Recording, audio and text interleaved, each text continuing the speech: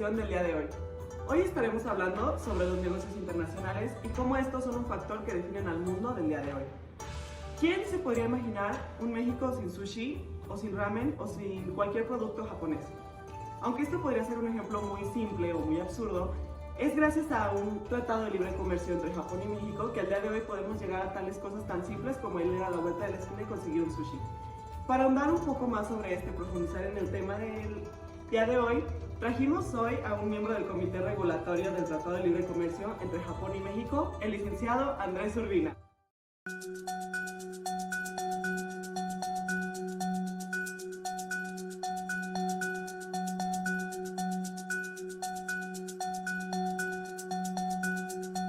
Un gusto estar aquí. Un gusto igualmente.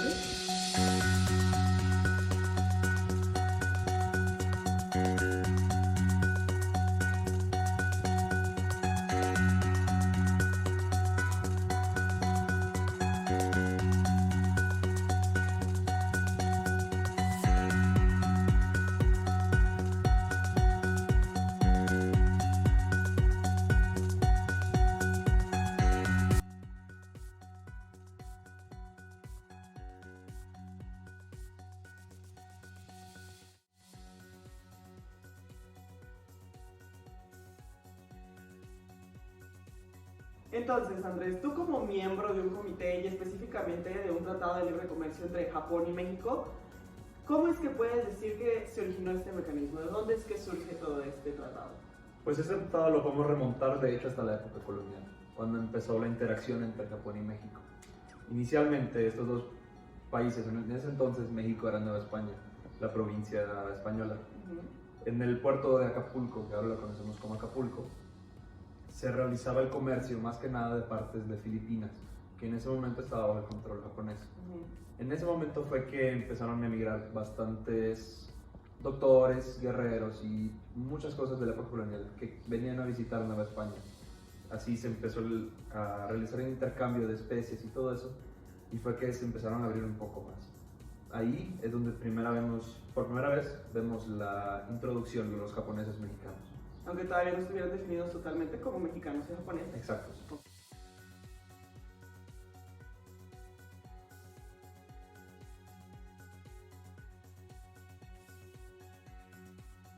Otro ejemplo de esto que te decía es una estatua del reconocido guerrero Hasekura Tsuneaga, que se encuentra en Acapulco, de hecho. Entonces, desde ese entonces podemos ver la influencia que ambos tenían.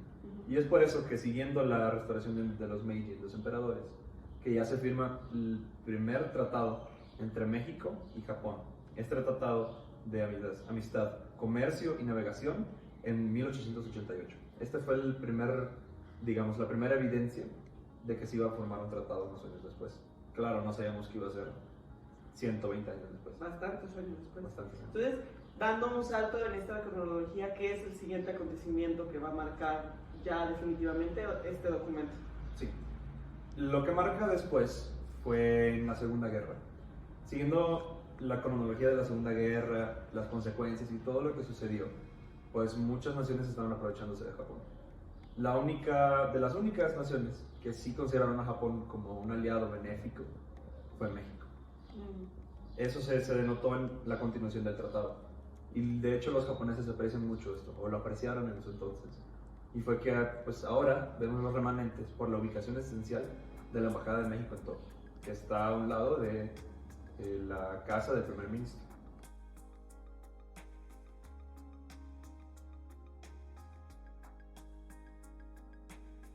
Y en medio de todas estas interacciones, ¿el cambio cultural no fue algún impedimento para que se llevaran a cabo beneficiosamente todas estas relaciones comerciales? No fue un impedimento de por sí, pero sí digamos que desaceleró el progreso de las relaciones. Porque, pues, te digo dos razones. La primera es por la obvia apariencia física de los japoneses, que sí difiere bastante a lo que se está acostumbrado en mexicano o en Latinoamérica en general. Y la segunda es por la barrera del idioma. Cambiar de español de Latinoamérica a japonés sí era un poco difícil, y más en esos tiempos pues no había muchos traductores, entonces sí la barrera del lenguaje era un poco difícil, y de hecho hay muchos ejemplos de que primero se contrataba un traductor de español a inglés y otro de inglés a japonés, entonces poco a poco se fue ajustando, pero pues gracias a eso y a los esfuerzos de ambos, Japón y México, pues ya nos encontramos en el tratado que tanto ayuda a México.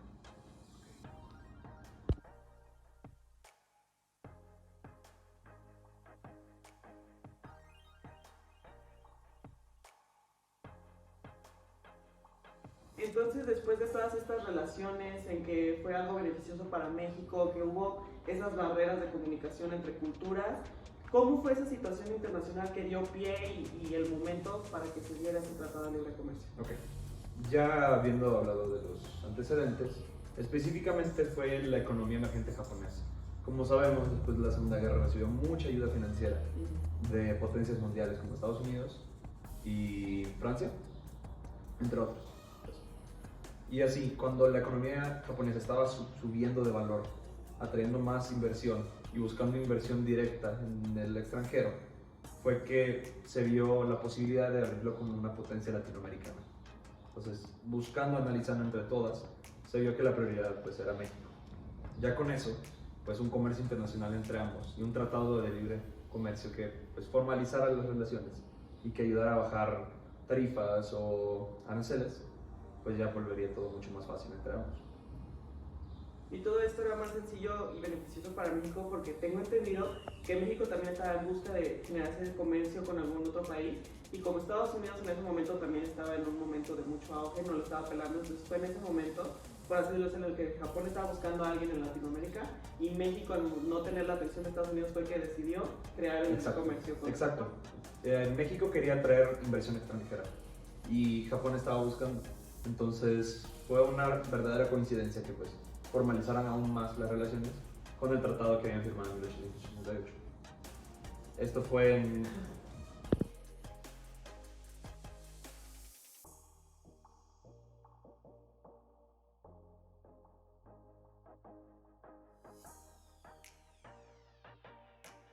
Y entonces estas relaciones, ¿cuándo es que se establecen? ¿Cuándo es que existe esa fecha exacta en la que queda el documento? La exactitud de la fecha se puede trazar por diferentes motivos. Todo tratado de libre comercio tiene que seguir una cronología. Esta cronología empieza formalmente en 1999, cuando el Comité de Inversión Extranjera de Japón denomina a México como el país latinoamericano con el que se tiene que priorizar firmar el Tratado de Libre Comercio. Teniendo esa investigación, en 2001 los líderes de ambas naciones crean un comité para que este comité pueda evaluar si realmente mejorar el Tratado de Libre Comercio existente anteriormente serviría más. Habiendo terminado con esas investigaciones en 2002, fue que ya se concluye de que el Tratado de Libre Comercio es imperativo para las dos economías. Ya después sigue que se crea un comité, ya no de investigación, sino de negociación entre ambos. Y ya ese comité decide sobre los aranceles, como te decía, las tarifas, etc. Este comité se reunió, nomás terminó la investigación en 2002 y terminó en 2003.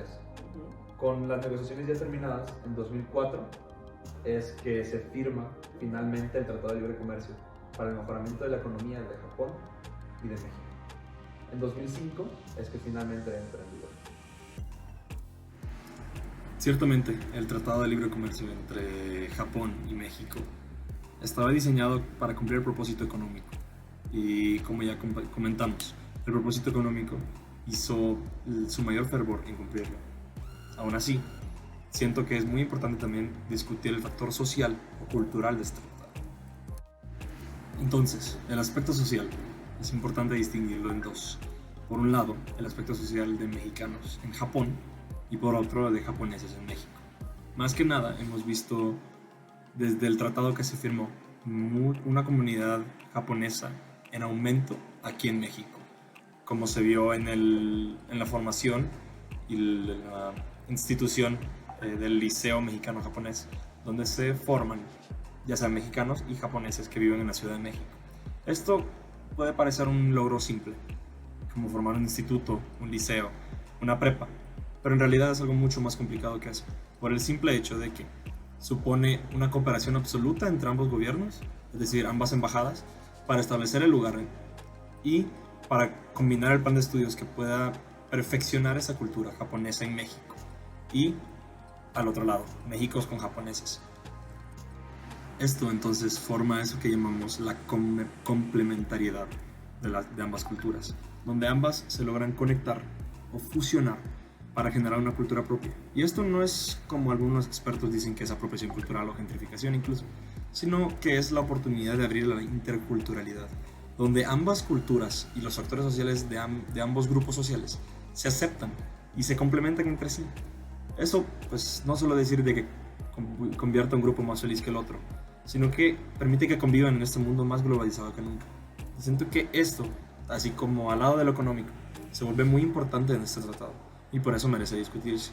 Ahora, habiendo tratado eso de México, de japoneses en México, vamos al otro lado del charco, que es decir, mexicanos en Japón. Ahora, especialmente en Japón, Tokio, ya habíamos mencionado que México tiene un puesto honorario en Tokio por su embajada y por el trato que se le dio a los japoneses desde la Segunda Guerra Mundial y la época colonial. Ahora, el aspecto social, aunque sí hay menos mexicanos en Japón que japoneses en México, la comunidad sí se encuentra muy entrelazada y casi todos se conocen entre sí. Por ahora los números del INEGI conforman de 1.700 a 5.000, no se tiene el número exacto, de mexicanos en Japón. Ya están en Tokio y en otras ciudades muy importantes, así como islas de Tsushima. Esto convierte muy importante este factor, por el simple hecho de que permite que Japón y México no solo sean potencias económicas al unirse, sino que se convierten en potencias culturales.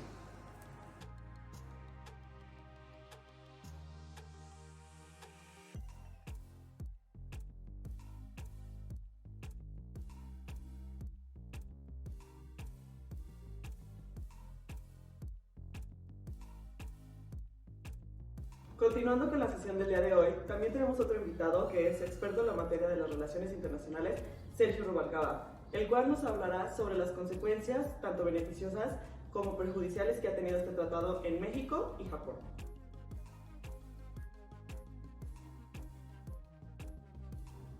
Muchas gracias, Paola, es un gusto para mí estar aquí el día de hoy en tu segmento.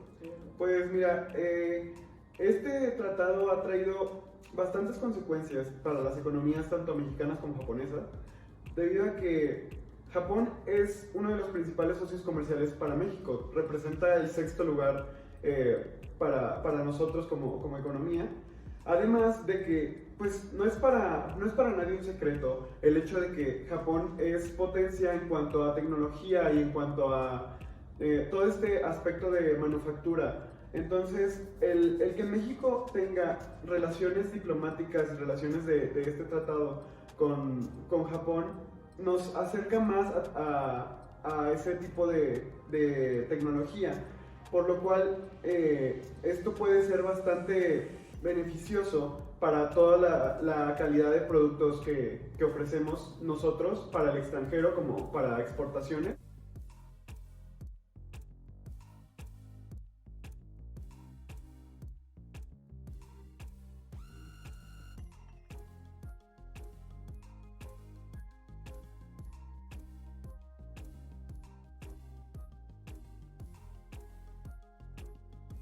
Y este punto beneficia a México en la manera de que hay empresas mexicanas que se dedican a hacer investigación en diversas ramas, en la rama química, física, etcétera, etcétera, pero no tienen la maquinaria necesaria para poder llevar a cabo estas investigaciones de manera completa, por lo cual, teniendo este tratado con Japón, nos acerca más al poder adquirir esa maquinaria a precios más bajos, que si la realizamos en México, si la manufacturamos en México, sería excesivamente cara.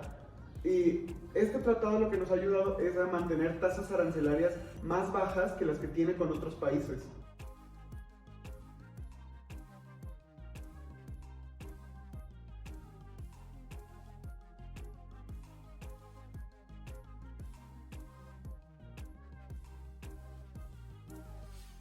Sergio, platícanos qué es lo que tú consideras que este tratado le trajo a México como beneficio. Pues mira, además de lo que ya comenté anteriormente, creo yo que, pues además de que es bien conocido que los países asiáticos están en potencia actualmente y es muy probable que sigan así. La inversión en estos países está siendo excesivamente alta, por lo cual con este tratado se propicia el hecho de que se sigue invirtiendo tanto los ciudadanos mexicanos como los ciudadanos japoneses, y esto ayuda a que las relaciones entre los países mejoren y a que la economía de los dos vaya como de la mano, pero cada quien enfocándose en lo que puede hacer mejor. Como ya lo comenté, pues Japón se enfoca más como en la manufactura de tecnología, en la manufactura de maquinaria, y México se puede enfocar más tanto a investigación o a ensamble de productos, etcétera, etcétera. Por lo cual este tratado da opción de inversión a ciudadanos y empresarios de ambos países.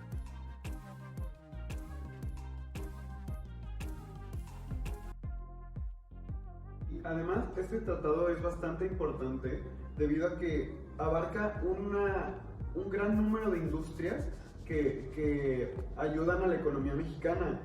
Abarca la industria de la alimentación, como pueden ser alimentos frescos, alimentos procesados, bebidas, animales de pesca. También abarca todo lo que es regalos, joyería. Entonces, como al ser un tratado tan extenso, ayuda a muchos sectores de industrias que en nuestro país se han ido apoyando y han ido creciendo también. Y con este tratado pues lo propician a que sigan creciendo más.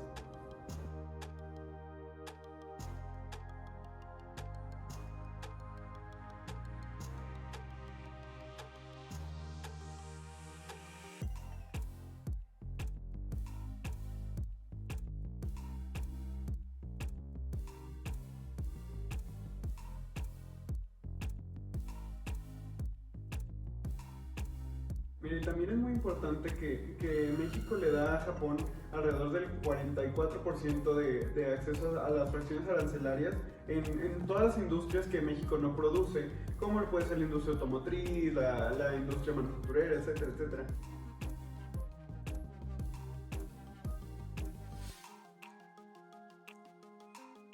Además de que México siempre ha sido un país que quiere tener relaciones con Japón, y esto es no reciente. Esto nos remontamos a la época de la Segunda Guerra Mundial, porque después de este enfrentamiento se le levantó un tipo de cerco económico a Japón, y ninguno de los países con los cuales ya había comerciado quería volver a comerciar con él.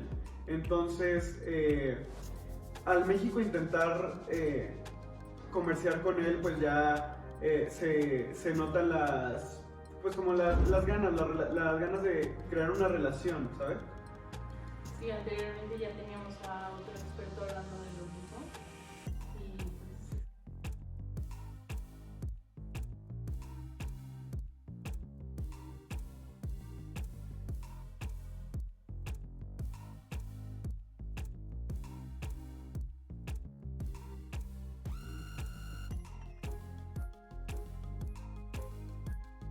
pasaremos a nuestra sección sobre datos curiosos de negocios internacionales. Los dejo con mi compañero Esteban.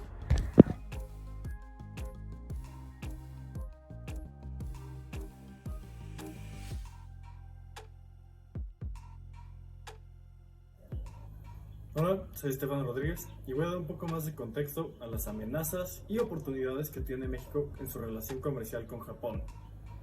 Primero hay que dar un poco de contexto en cuanto a la economía global. Nos encontramos en medio de una pandemia y esto obviamente ha cambiado todo lo relacionado al comercio internacional. Las cadenas de distribución tradicionales han sido completamente cambiadas y ya las economías se han vuelto más regionalizadas como consecuencia. Ahora, México y Japón no son exactamente vecinos, y Japón se encuentra muy cercano a la región Indochina, la cual es una máxima potencia de maquilación de productos básicos. Entonces, si Japón requiere productos como sería la ropa, dentro de su misma región puede encontrar países que puedan producirlo por ellos. Igual México ya tiene una excelente infraestructura industrial, lo cual lo permitiría cubrir más de las necesidades en cuanto de productos japoneses.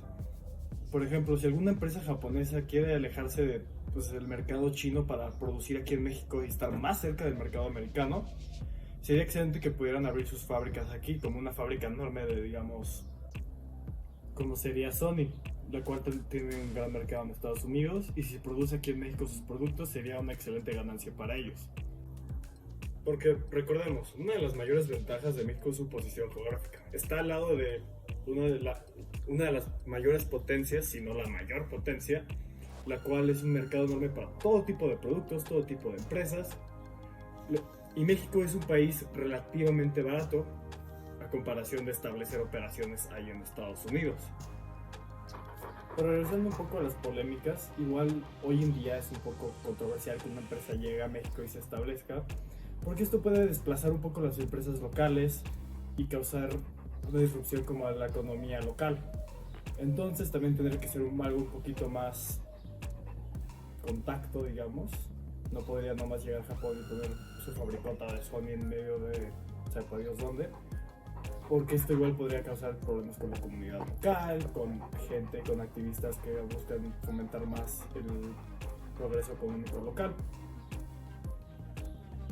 Pero para recalcar, realmente la mayor amenaza sigue siendo la pandemia y la enorme disrupción que existe dentro de la logística de transporte de productos en la cadena de suministros global. Nunca se ha vivido algo a este nivel y estamos todavía viviendo los efectos de esta terrible situación. Entonces, hasta que acabe la pandemia se normalice, lo cual más o menos lo estamos viendo ahora, realmente no podríamos decir que es segura cualquier relación comercial, no solo la de México-Japón.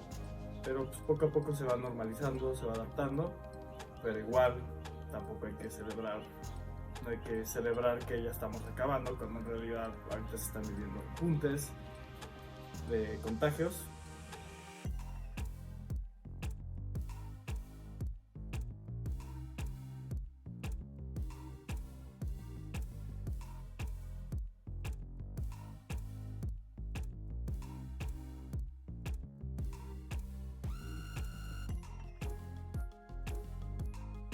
Después de analizar que el Tratado de Libre Comercio entre Japón y México abre un gran abanico de oportunidades para todas las empresas, sin importar si desean adquirir maquinaria, obtener inversión extranjera o vender sus productos, es posible encontrar la opción que se desea, al tiempo que se abren muchas más oportunidades nuevas de opción en el mercado.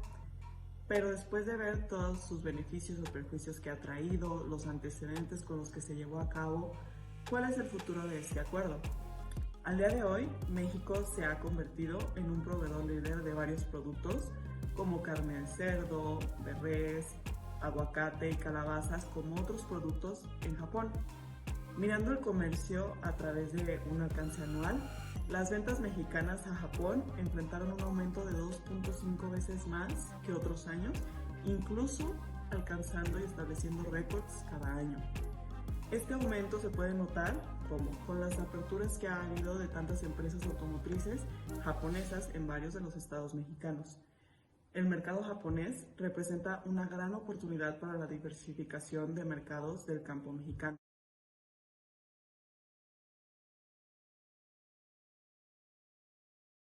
Esta relación e intercambios proporcionan una especie de complementariedad entre ambas naciones, ya que Japón busca capital humano de bajo costo, pero altamente efectivo y territorio adecuado para la exportación, y es aquí en México que ha encontrado esa solución y ese gran campo de oportunidad para realizar sus empresas.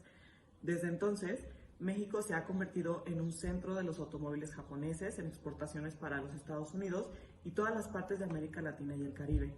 Con esto, nuestros estudios prevén que la relación va a seguir, este acuerdo sigue en pie durante muchos años más, porque es una relación ganar-ganar entre ambas naciones, tanto como para Japón, que va a poder seguir manteniendo sus empresas aquí, va a tener esa mano de obra a bajo costo que necesita, pero así como también México va a recibir avances en la tecnología, beneficios para poder exportar y mejorar su economía nacional.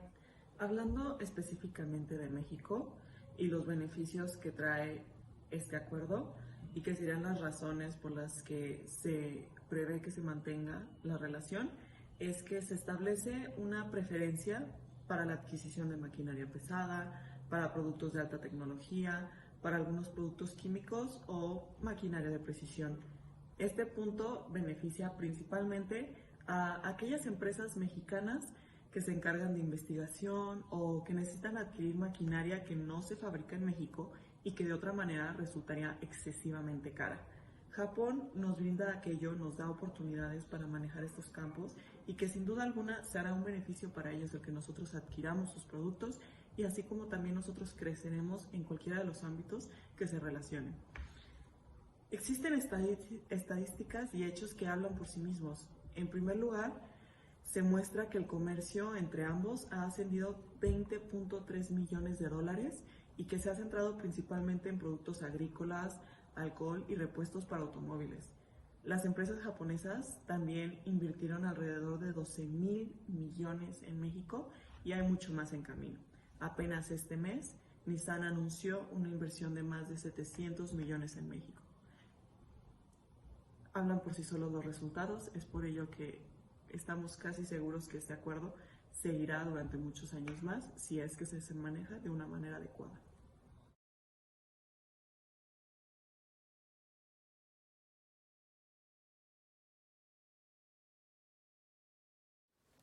Claramente, lo mejor es que este tratado de libre comercio entre Japón y México continúe por muchos años más. Pero no hay que descartar la idea de que existe el riesgo y la posibilidad de que este tratado se llegue a disolver y así causar una ruptura. Y hacer que México empiece a negociar con países que tienen ideales distintos a los de Japón o simplemente con potencias distintas. Porque si México llegara a entrar en crisis, pues él tendría que seguir buscando la manera de seguir negociando y seguir comercializando sus bienes y servicios con otros países para que su economía no caiga.